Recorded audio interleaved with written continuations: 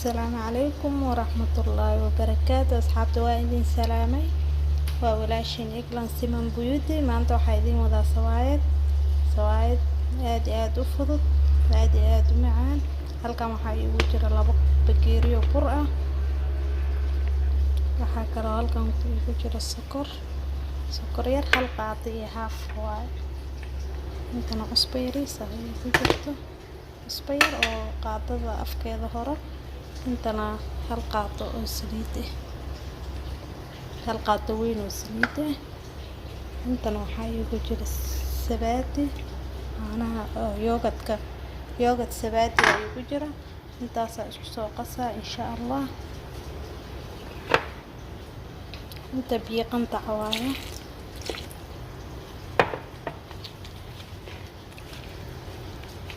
biyo qandac aa ku qasa, biyo qabow ha iskaaga qasin inay ku fiicnaato haddii aad rabtid. biyo qandac ku sameyso insha allah. waa soo qasaa si fiican u soo qasaa, waa isku soo laabanayna insha allah.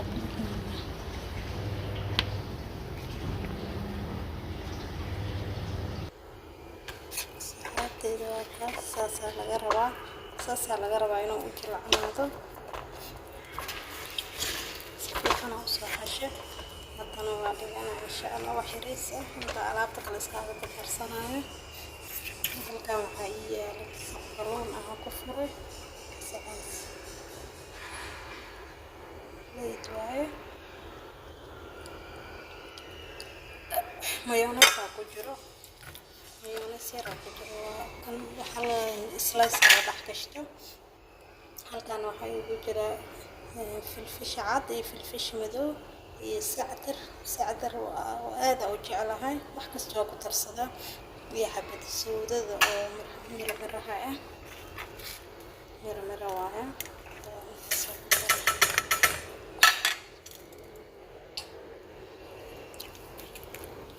intaas ku dara. waxaa kaloo ku dara jiis yar. wax yar ma iska badinayo. intaasaa isku xashaa. saxaabteyda waa kana saas oo noqday. 4 xabaa ka dhigana.